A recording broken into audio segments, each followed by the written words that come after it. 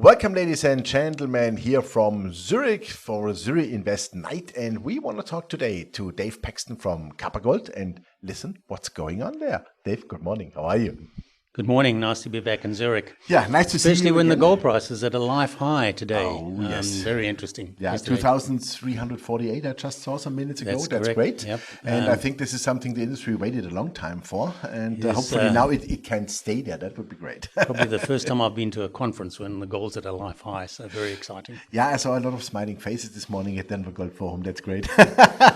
That's right. So let's get into medias res, into your company, the Blackhawk mining project in California. What's going on there? So the Blackhawk project, existing a high-grade underground gold mine. But we tried to get back into underground, and it's collapsed. It's mined in the 1920s. We could only get in 14 meters. And it's been sort of a question, should we go in for that? But we have a separate geological group which has just visited us. And if you look at all the work that we've done on the ground, the results we had a while back, there's lots of mineralization, lots of high-grade gold, 2 ounces per ton on the property, copper of 2%, zinc of 10%. There's just minerals everywhere. Mm-hmm. And the latest theory is that this is actually a much bigger area play and that we shouldn't just be focusing on the underground gold mine. And we're looking at that at the moment. We're going to try and... the problem is that a bigger pit like that in California is always a risk. Everybody's worried about permitting. Mm-hmm. So what we're going to do is we're going to go to the authorities and tell them that this is a much bigger project, a multi-million ounce deposit, potentially multi-million ounce deposit.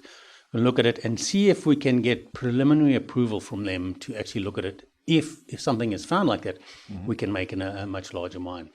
So following up from that, we're going to put in some permits. We're going to go to the agency first to see if we can get that preliminary approval. Mm-hmm. If we can, we're going to follow up with a drill program on surface. So away from the actual old Blackhawk mine itself, mm-hmm.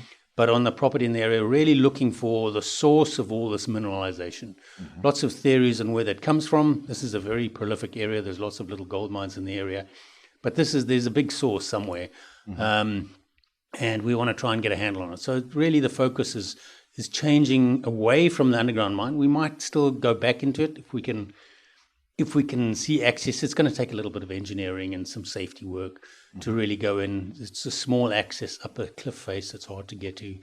But we're looking to go and do some drilling on the property. Mm-hmm. It's accessible.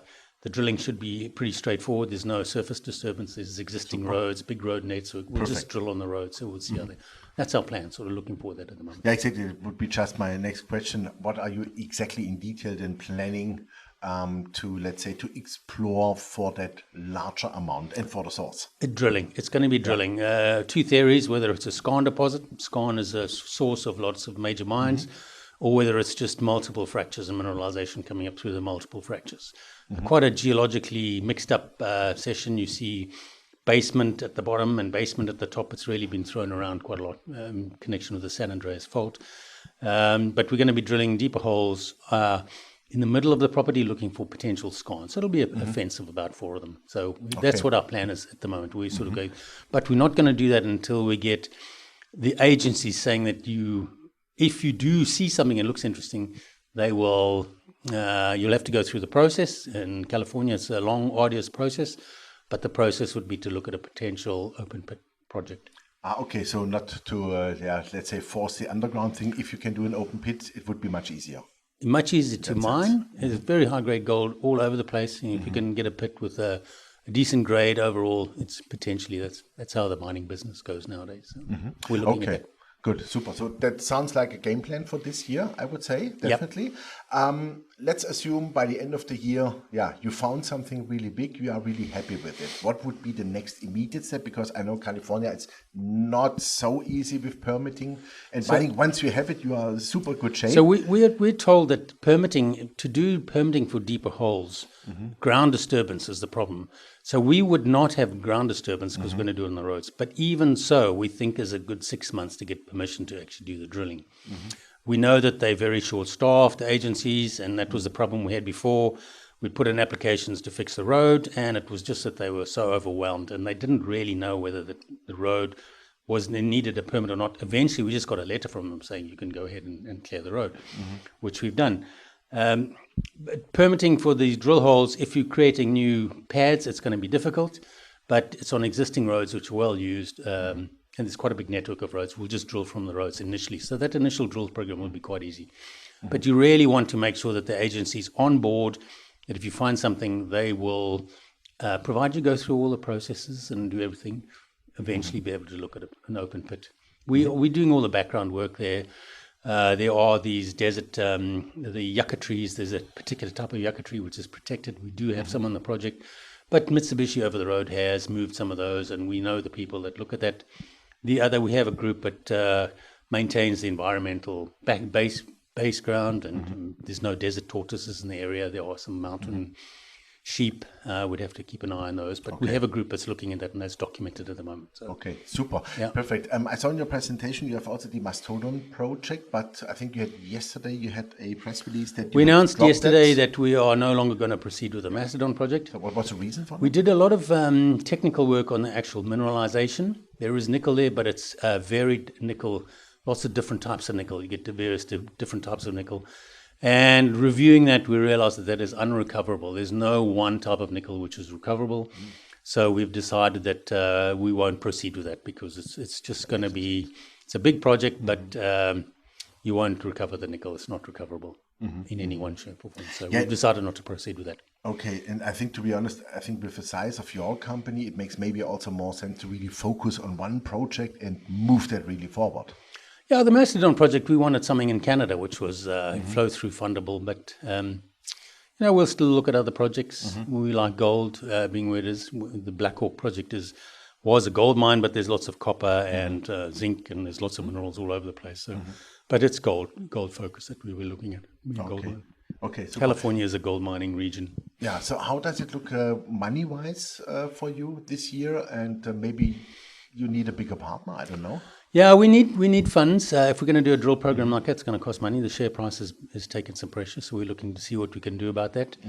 It's been disappointing, the market, the industry going where it is, but that's what happens in the business when we try to get in underground and conditions weren't safe and it was hard to get in, and so we've decided to put that back. So, we need to come back with a program. If we can come back and justify why we think there's a big multi-ounce deposit there and get some, so we think we'll get some traction that way, and that's what our plan's going. But we will need to provide some additional financing.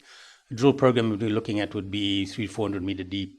We'd probably do RC drilling initially, so it does cost in the US, that sort of thing, but you'd need to, the budget for that would be about 600,000 US. Yeah, definitely. One question a little bit out of the side. We see the elections this year in the US.